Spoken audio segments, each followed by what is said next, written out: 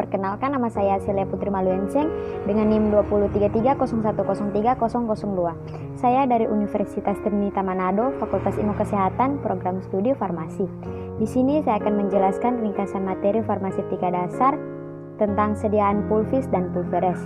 Yang pertama, sediaan pulvis. Serbuk diracik dengan cara mencampur bahan obat satu persatu, sedikit demi sedikit, dan dimulai dari bahan obat jumlahnya sedikit. Kemudian diayak, biasanya menggunakan pengayak nomor 60 dan dicampur lagi. Selanjutnya, teknik meracik sediaan pulvis.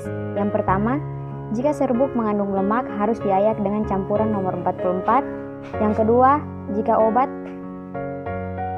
jika bobotnya kurang dari 50 mg atau jumlah tersebut tidak dapat ditimbang, harus dilakukan pengenceran menggunakan zat tambahan yang cocok.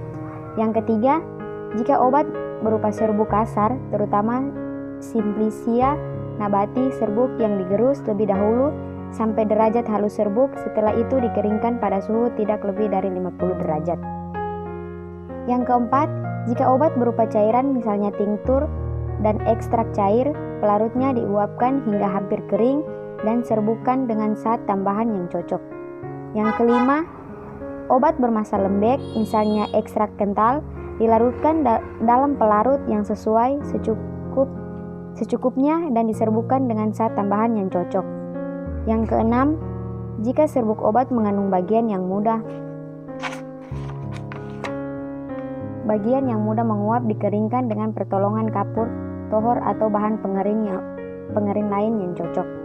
Selanjutnya, syarat-syarat sediaan pulvis. Yang pertama, kering. Yang kedua, halus. Yang ketiga, homogen. Yang keempat, memenuhi uji keragaman bobot atau seragam dalam bobot atau seragam dalam zat yang terkandung. Yang kelima, yang berlaku untuk serbuk terbagi atau pulveres yang mengandung obat keras, narkotik, dan psikotropik. Selanjutnya, sediaan pulveres. Teknik meracik sediaan pulveres. Yang pertama ada jangan mencampur obat berkhasiat keras dalam keadaan tidak diencerkan. Yang kedua, bila bagian-bagian serbuk mempunyai BJ yang berlainan, masukkan dulu serbuk yang BJ-nya besar, baru kemudian masukkan serbuk yang BJ-nya rendah dan diaduk.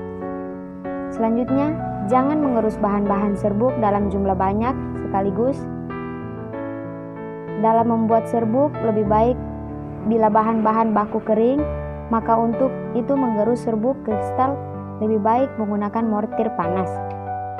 Selanjutnya, cara mencampur kampora dalam serbuk dilakukan dengan melarutkan kampora dengan spiritus fortior dalam mortir.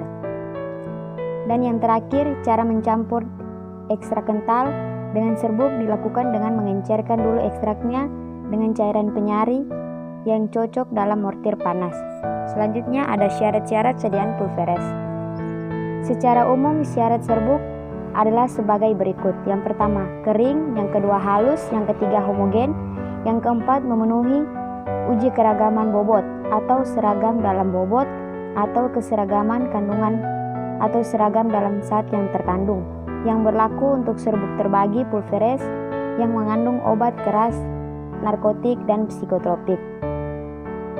Yang terakhir ada penilaian dan penguji sediaan pulveres. Yang pertama, timbang isi dari 20 bungkus satu persatu. Yang kedua, campur isi ke 20 bungkus tadi timbangan sekaligus. Dan yang ketiga, hitung bobot rata-rata. Penyimpangan antara penimbangan satu persatu terhadap bobot isi rata-rata tidak lebih dari 15% dari tiap bungkus dan tidak lebih dari 10% untuk tiap 18 bungkus yang lain. Sekianlah ringkasan materi farmaseutika dasar pada hari tanggal 19 Januari 2021. Semoga ini bisa bermanfaat untuk kita semua. Sekian dan terima kasih. Bye-bye.